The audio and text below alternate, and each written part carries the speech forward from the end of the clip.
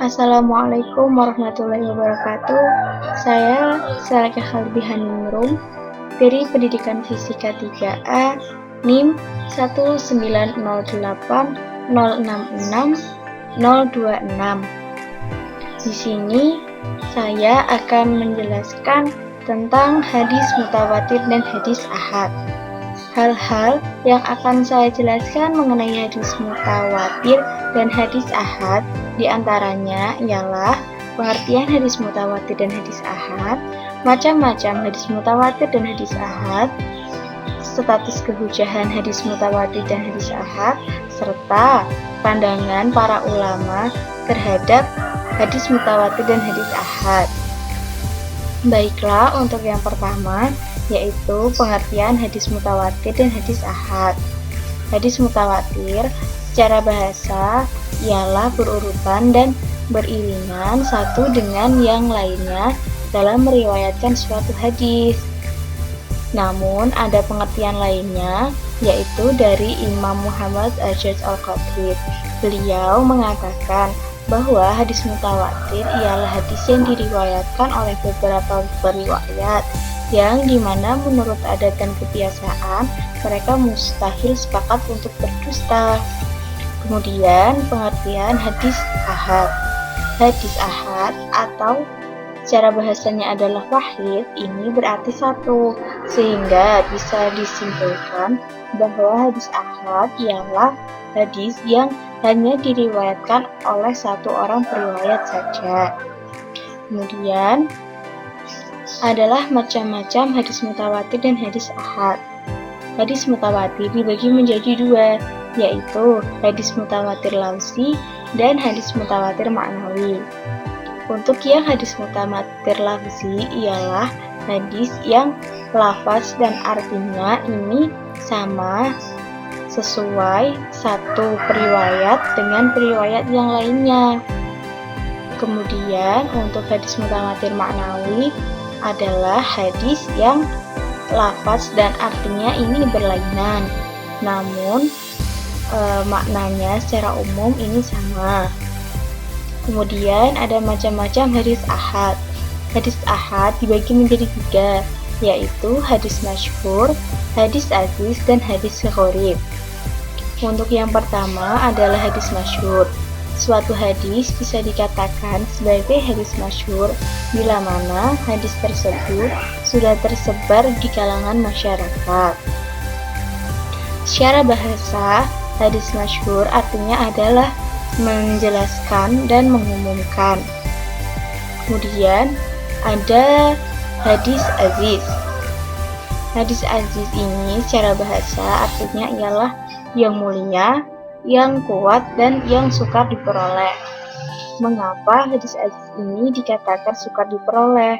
Karena hadis ini sangat jarang kategorinya dan juga sangat susah untuk dijumpai. Kemudian dikatakan yang kuat karena ada sanad dari hadis ini yang datang dari jalur yang lain. Kemudian adalah yang terakhir hadis gharib.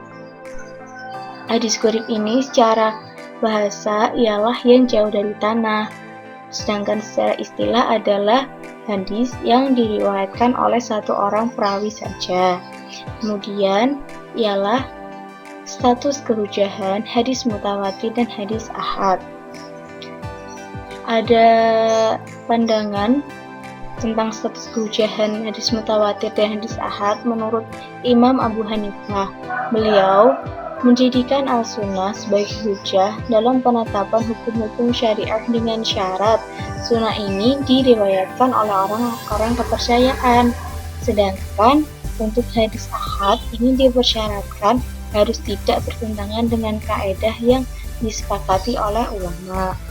Kemudian ada menurut Imam Malik bin Anas. Beliau memegangi hadis sebagai hujah bukan hanya pada hadis mutawatir, hadis ahad, melainkan juga pada hadis masyhur dan mursal, tetapi dengan syarat tidak bertentangan dengan amalan ulama Madinah. Kemudian ada dari Imam Idris Al-Syafi'i. Beliau mendudukkan hadis ahad sebagai hujjah jika hadis ahad itu diriwayatkan oleh periwayat yang memenuhi kriteria dzabit, yaitu kuatnya ingatan sang perawi. Demikian juga halnya hadis mursal, ialah jika periwayatnya banyak berjumpa dengan sahabat dan sanadnya pun dapat dipercaya. Menurut Imam Syafi'i, hadis mutawatir lebih tinggi daripada hadis ahad dan hadis mursal. Kemudian ada pandangan status kehujahan menurut Imam Ahmad bin Hanbal. Beliau berhujjah dengan umumnya hadis, baik hadis mutawatir, hadis ahad, hadis mursal maupun hadis dhaif. Ia pun mendahulukan hadis dhaif daripada qiyas. Kemudian yang terakhir ialah pandangan ulama terhadap hadis mutawatir dan hadis ahad. Yang pertama ialah pandangan ulama tentang hadis mutawatir. Yang pertama yaitu ada dari Muhammad Abu Syu'bah.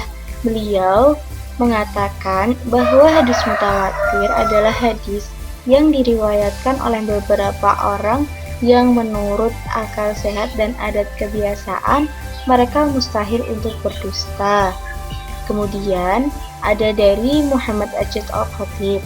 Beliau mengatakan bahwa hadis mutawatir ialah hadis yang diriwayatkan oleh sejumlah periwayat yang menurut adat dan kebiasaan mereka sepakat berdusta pada setiap rawinya. Kemudian yang kedua ada pandangan ulama terhadap hadis ahad. Ada pandangan dari jumhur ulama usul.